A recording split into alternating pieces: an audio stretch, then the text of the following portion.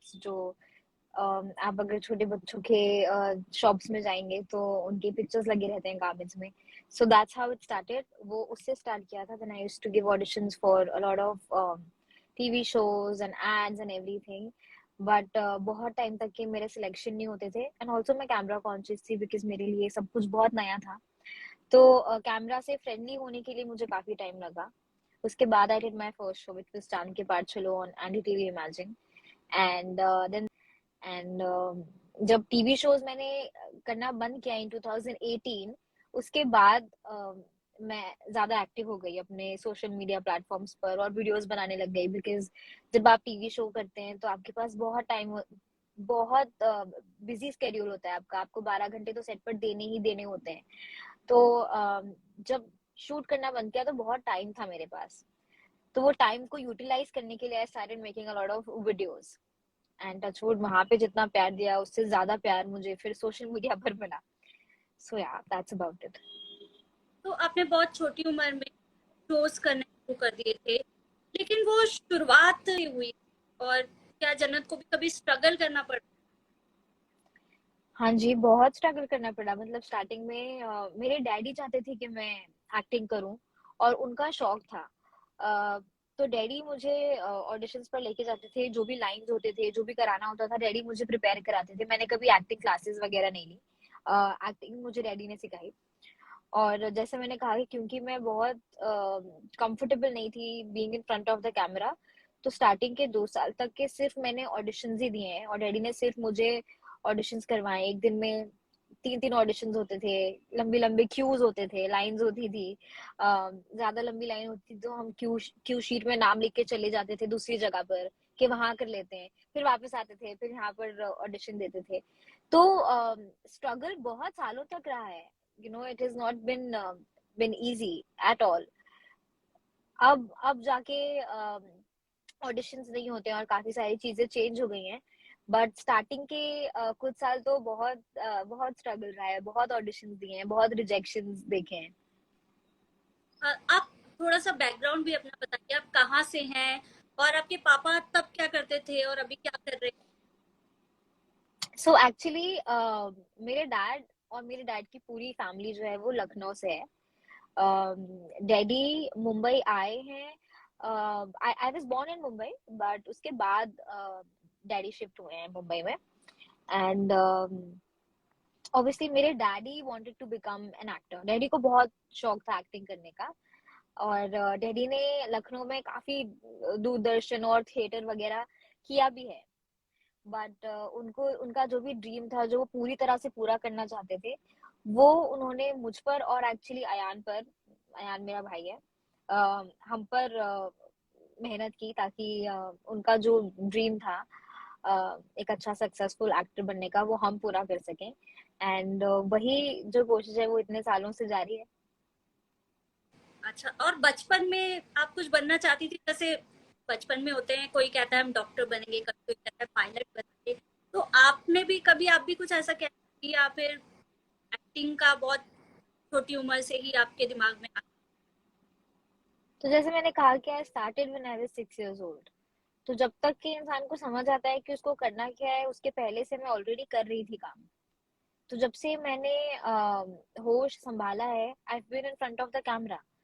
तो एक्टिंग के अलावा मुझे कभी कुछ और करना है ये सोचने का टाइम नहीं मिला.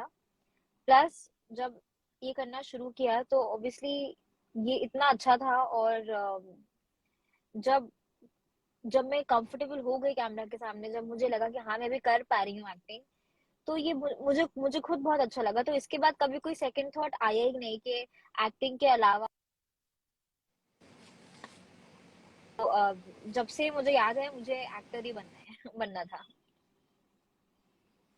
अच्छा, और जन्नत, आपने बताया कि आप जब टीवी शोज में काम करती थी तो घंटों घंटों आपको जो है शूटिंग करनी पड़ती. तो जब हम भी किसी चाइल्ड आर्टिस्ट को देखते हैं, ऐसे खासकर सीरियल्स में, और जिसका इम्पोर्टेंट रोल होता है, तो हमारे मन में ये ख्याल आता है कि यार इतना छोटा बच्चा है, ये क्या स्कूल जा पाता होगा, या कैसे मैनेज करता होगा स्कूल की पढ़ाई को, या बाकी चीजों को, या थक नहीं जाता होगा क्या? तो आप, क्योंकि आप ये बेहतर बता सकती हैं, कैसा होता है experience as a child artist? So experience बहुत अच्छा होता है। जैसे जैसे आप जो स्कूल और पढ़ाई की बात करी, I think this is one question जो मुझे हमेशा से आया है कि पढ़ाई के लिए कैसे टाइम निकाला जाता है। But it's all about adjusting your time in a proper way. मैं शूटिंग के साथ साथ शूट पर ही पढ़ाई करती थी। कई बार स्कूल से अपने शूट पर जाती थी, एग्जाम्स होते थे तो एग्जाम देने के बाद डायरेक्टली शूट पर जाती थी। जितनी मेरी और दोनों ही चीजों को इक्वली इम्पोर्टेंस दी गई है। टीवी शो की हाँ, मतलब उस दौरान, उस वक्त की। मिस करती हूँ बिकॉज जो हम वीडियोस बनाते हैं या कुछ भी करते हैं, ऑब्वियसली उसमें भी आप थोड़ा बहुत एक्ट करती हो, लेकिन जो एक प्रॉपर एक्टिंग होती है उसका कंपैरिजन बिल्कुल भी वीडियोस से नहीं है। तो सिंस एक्टिंग करना मुझे बहुत पसंद है, इट इज माय हॉबी। तो एक जो प्रॉपर एक्टिंग एक्टिंग होती है, मैं उस एक्टिंग को कभी कभी बहुत ज्यादा मिस करती हूँ, जो कि मुझे बहुत कम करने का मौका मिलता है। सो आई थिंक या तो जब आप फिर सोशल मीडिया पे एक्टिव होने लगे, तो उस टाइम क्या लगा था कि इतने पॉपुलर हो जाओगे? और क्या मम्मी पापा, जैसे सबके मम्मी पापा बोलते हैं कितना फोन चलाते हो, कितना घुसे रहते हो फोन में, तो आपको भी कहीं बोला जाता था कि टाइम वेस्ट मत करो, फोन मत चलाओ? तो जो सोशल मीडिया पर पॉपुलर होने का सोचा था, ऐसा कभी सोचा नहीं था, बिकॉज ऑब्वियसली हमें पता नहीं था कि ऐसा भी कुछ होने वाला है। 1-1.5 साल में सोशल मीडिया इतना बड़ा हो जाएगा और इतने फॉलोअर्स आएंगे। इस इंटेंशन से कभी स्टार्ट ही नहीं किया था। स्टार्ट तो बस इसलिए किया था कि चलो कोई नई चीज है और टाइम बहुत है अभी लाइफ में, तो ट्राई करते हैं। अ, तो ये सब जो कुछ भी हुआ है, ये सब तो बस होता गया and we just went with the flow. और जहां तक मम्मी डैडी की बात है, मना करने मम्मी और मेरे डैडी तो मुझे कंटेंट निकाल कर देते थे कि देखो ये वीडियो अच्छा है, ये बनाओ। तो उन्होंने कभी ये नहीं बोला कि इतना फोन में हो और ये मत करो या कम करो। इनफैक्ट इसमें भी जैसे उन्होंने मुझे एक्टिंग के करियर में सपोर्ट किया है हमेशा, उतना ही सपोर्ट उन्होंने मुझे इसमें भी किया है। आज भी मेरे डैडी और मेरी मम्मी अगर वो स्क्रॉल कर रहे होते हैं और अगर कुछ अच्छा उनको वीडियो दिखता है, तो वो मुझे भेजते हैं और बोलते हैं कि ये बनाओ। तो ऐसा बिल्कुल भी नहीं हुआ है। I think they are pretty much happy, they have always been happy with my social media and my video things also. तो कई बार ऐसा होता है कि फैमिली कंजर्वेटिव होती है, तो लड़कियों को काफी दिक्कत होती है, लेकिन आपके साथ ऐसा नहीं हुआ। तो इस सपोर्ट सिस्टम को आप कितना जरूरी मानते हो किसी भी लड़की के लिए, आप जैसी लड़की या किसी भी नॉर्मल लड़की? I think it's very important लड़कियों के लिए, स्पेशली बिकॉज काफी आज भी ऐसी लड़कियां हैं जिनको अगर कुछ जॉब प्रोफाइल चूज करना है, अपना करियर का कुछ लाइन चूज करना है, तो उनको उनके फैमिली का सपोर्ट नहीं मिलता है। I think it is very very important to support them. Things have changed in the past few years. काफी हद तक के मेंटालिटीज भी चेंज हुई हैं, काफी हद तक की अब लड़कियां वो चीज कर पाती हैं, अपना करियर अपनी मर्जी से चूज कर लेती हैं जो वो करना चाहती हैं। और काफी लड़कियां इंडिपेंडेंट भी बन रही हैं और पेरेंट्स का और फैमिली का काफी सपोर्ट भी है। लेकिन आज भी कई सारे घर हैं जहाँ पर नहीं भी है। आई थिंक उनके लिए बहुत इंपॉर्टेंट है इस चीज को समझना कि जितना राइट लड़कों को है अपना करियर चूज करने का और अपना प्रोफेशन में अगर वो बाहर जाके काम करना चाहते हैं, घर से बाहर जाके काम करना चाहते हैं, घर से काम करना चाहते हैं, उतना ही लड़कियों को भी हक होना चाहिए चूज करने के लिए कि वो अपनी लाइफ के साथ क्या करना चाहती हैं, rather than just getting married, you know. There are some girls who want to work from home, जिनको बाहर ऑफिस में जाके काम करना है, जिनको दूसरे सिटीज में जाके काम करना है। ऐसे भी जिनको दूसरे कंट्रीज में जाके काम करना है। तो सबके अपने ड्रीम्स हैं, सबका अपना पैशन है, and I think everyone has a right to follow their path and passion. So yeah, it's very important to support. बिल्कुल, सपोर्ट तो बहुत ज्यादा जरूरी है, खास करके। और जन्नत, मुझे एक और चीज पूछनी है कि आप खतरों के खिलाफ, उसमें आपको बहुत खतरनाक खतरनाक स्टंट करते हुए देखा, तो वहां का जी, एक्सपीरियंस? वहाँ का एक्सपीरियंस मेरे लिए ऐसा रहा जिसको मैं कभी भी नहीं भूलूंगी। और it was full of surprises for me, क्योंकि जब मैं खुद यहाँ से गई थी तो मुझे लगा था कि मैं 15-20 दिन में आ जाऊंगी मैक्स। अगर मैंने बहुत अच्छा किया तो मैं 20 दिन में आऊंगी। मैं अपने माइंड सेट से ही गई थी कि ऐसा ही होगा। लेकिन वहां पर जाने के बाद जब एपिसोड शुरू हुए, स्टंट्स करना शुरू किया, तो जब जब जो कुछ भी हुआ है वो मेरे लिए खुद बहुत सरप्राइजिंग था। सब बहुत सरप्राइज थे कि मैं कैसे कर रही हूँ, लेकिन मैं खुद अपने आप से बहुत सरप्राइज थी कि मैं ये क्या कर रही हूँ। तो बहुत अमेजिंग एक्सपीरियंस रहा है, ऐसा एक्सपीरियंस रहा है जो मुझे लाइफ में अब कभी भी नहीं मिलने वाला है। और और आई थिंक बहुत अच्छा डिसीजन था आई फील टू डू खतरों के खिलाड़ी एट दिस पॉइंट, एंड बहुत मजा आया। बिल्कुल, पर बच्चे कितने भी स्ट्रांग हो, मम्मी पापा को तो टेंशन रहती है उनकी, वो तो घबराते ही हैं। तो मम्मी ज्यादा घबराती थी स्टंट्स को लेके, या पापा, और किस तरीके के स्टंट्स?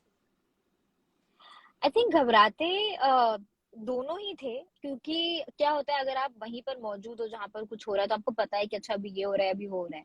सिंस वो लोग सेट पर नहीं होते थे तो उनको हमेशा ये एंजाइटी होती थी कि अब क्या हो रहा होगा, अब कब मैसेज आएगा, कब मैसेज आएगा, कब बात होगी, कुछ चोट तो नहीं लगी होगी, कैसे किया होगा, क्या किया होगा।